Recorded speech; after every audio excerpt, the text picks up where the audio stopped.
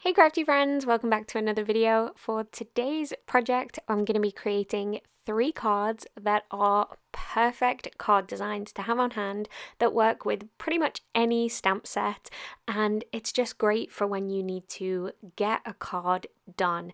It happens to us all. You're about to leave the house, or you've got a month coming up and there's like 1,000 birthdays and you need a ton of cards. These are really great designs to have on hand to just get it done, get it personalized, and have it be super cute. Okay, so we're going to be using the Lawn Fawn Butterfly Kisses stamp set, which is one of their newer stamp sets, and I'm inking it up with some Gina K amalgam ink because it's a really great ink and it works with all types of colouring medium. And I'm actually using my Misty just to help me stamp everything in one go because I am in a rush. And once I've got those stamped down, I stamped onto some full stick post-its, and try saying that 5 times fast. So I peeled up, I think, 3 sheets of the full stick post-its, and I'm going to go ahead and cut them all at once because if I'm going to go to the effort of fussy cutting, I might as well get multiple versions of these masks from one kind of pass of the blade. And because post-it notes are so thin, there isn't really any kind of hand fatigue in cutting 3 at once. So I went ahead and cut all of those out, and then I have my card base, and I'm going to use my grid mat to line up exactly where I want my masking to be. And I'm just using some Thermoweb purple tape here. This is great for when you're creating multiple cards like this, and you'll see why in just a minute. So I've masked off a 2-inch section kind of towards the top of the card, and I'm just going to go ahead and pick that up and work on a laminated piece of cardstock. It's one of my favourite ways for kind of quick and easy cleanup is just to work on a laminated piece of cardstock.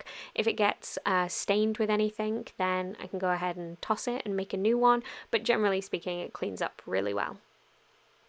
So I'm stamping down this adorable little bear, and again just stamped him with my Gina K amalgam ink because I'm not too sure what kind of colouring I want to do at this point. So I know that this will work with anything that's water based, anything that is alcohol based, and anything that I need kind of Gamsol. So if I'm using coloured pencils and Gamsol blending solution, I know that it'll work just fine. So I'm stamping down the images, and then I'm laying on top of that just one of those masks that I created.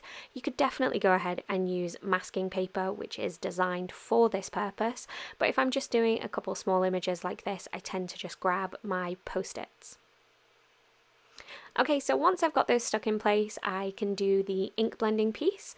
I'm grabbing one of the Picket Fence Studios life-changing blending brushes. These are incredible, and I'm going to grab some Distress Oxide colours.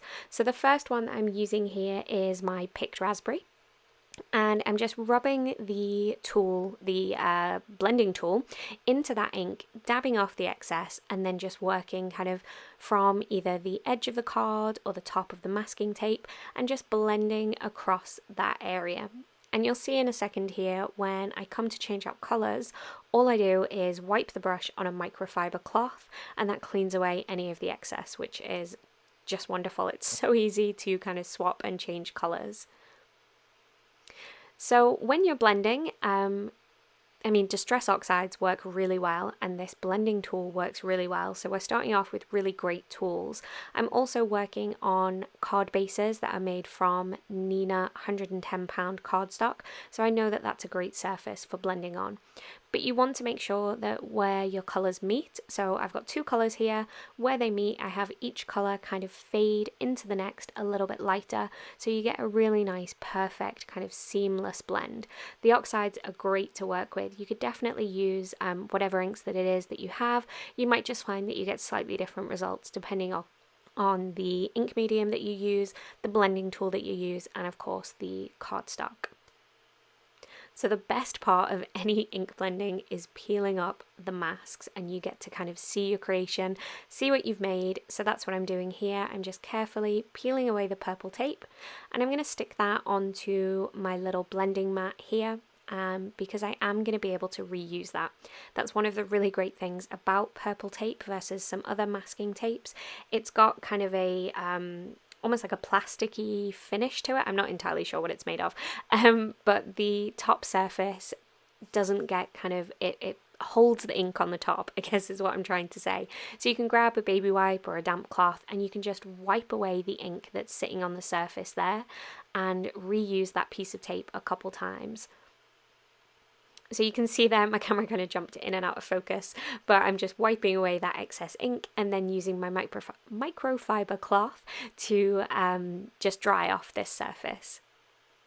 So I'm doing the same thing here. I've grabbed my next card. As I say, we're making 3 cards here today. And this time I'm going to be using Cracked Pistachio and Squeeze Lemonade. Again, the Distress Oxide inks. You can definitely use the regular Distress inks or some other inks that you might have to hand.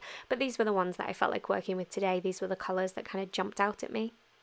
And I'm just doing the exact same thing. So I'm blending, this time kind of in a diagonal pattern.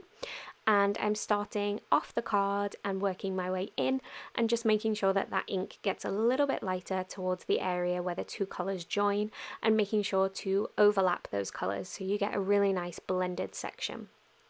You'll see I kind of jump backwards and forwards between the colours until I'm perfectly happy.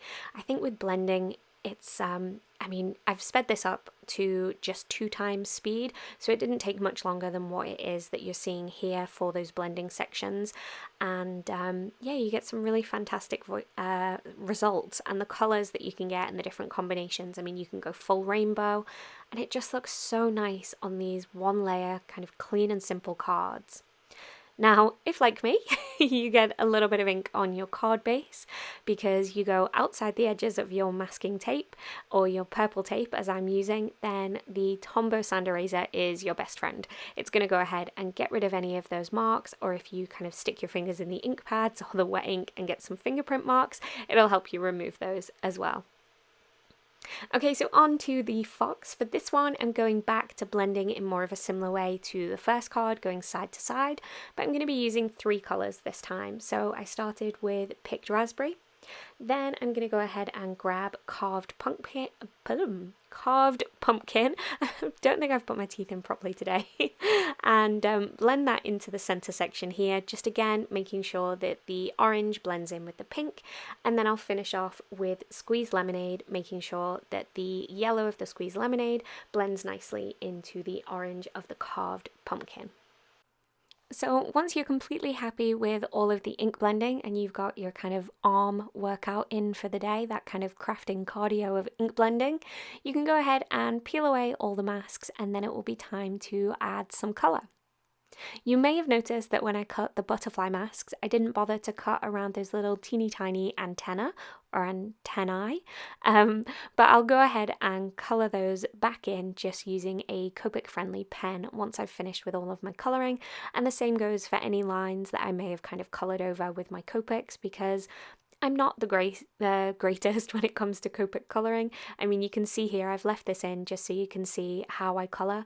I generally tend to lay down 1 or maybe 2 different shades of the colour and attempt to kind of blend those together and get a nice result. It's a handmade card at the end of the day, and I'm definitely getting better with my colouring. And I've tried some of the Kit and Clowder classes, which are absolutely wonderful if you're trying to learn more about Copic colouring or pencil colouring. There's a ton of information on there, including some free classes as well, so I definitely recommend those. But I enjoy the colouring process. I'm just not necessarily the best at it. I mean, you can see here I was testing a whole bunch of colours. I'm not entirely sure where I was going with this. In the end, I decided just to use a dark brown for a dark brown fox, and I think he turned out so super cute. I think with the bright colours of the ink blending, it's nice just to have some simple colouring. And I mean, these critter stamps from Lawn Fawn, they're not super realistic, so your colouring definitely doesn't have to be. So I think it all kind of ties in really nicely. And then you can see here, I'm just using a micro tip pen just to go over some of those lines where I maybe kind of ink blended over the line, or got my colouring kind of over that stamped line, and I just want to darken it up. Okay, so now we just need to finish everything off with a sentiment. You can see there on the stamp set, I've gone ahead and stuck all of my masks to the back of the stamp set, because I'll now have those in place if I want another card. And if you remember, I cut 3 of them in one pass, so I actually have 3 of each, which will be really great if I'm ever making a scene with kind of multiple versions of each of these stamps. So I'm using a grid here, mine's kind of worn out, but I'm using that to help me with my placement of the sentiment.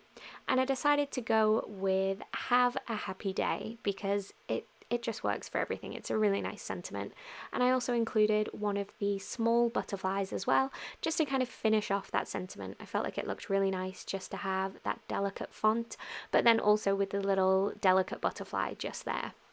With the font being so delicate, one thing that you do have to be careful of is when you're pressing the lid of your MISTI down or you're pressing down your acrylic block, you don't want to apply too much pressure because you can kind of smush those letters. And you'll see I do it a little bit just here, so the H is kind of a lot thicker than the rest of the letters. But again, it's a handmade card. It's going to have some inconsistencies and some areas that show just how handmade it is. And I mean, those bright colours and the cute critters, I think anyone would be happy to receive this. One thing that I did cut out of the video, I believe, was just adding the white dots onto the butterflies, just to give them a bit more detail. So if you're wondering where those came from, that was just a gel pen. Okay, so here is a closer look at all 3 cards. Again, awesome card design just to have in mind. It works with pretty much any stamp set, any color combinations of ink, and it's just perfect for when you need a quick and simple card that someone's really going to appreciate. So thank you so much for joining me today. I hope you've enjoyed this video. If you want to see some more from me, then on screen right now there's a couple more videos I think you might enjoy. Go ahead and click on the thumbnails to be taken through to the next video. And if you are one of the people just lurking around watching my videos without hitting subscribe, go ahead and tap the logo on screen right now to subscribe, and you can tap the bell for notifications each time I post. That's all for me today. I hope to see you again soon. Bye for now.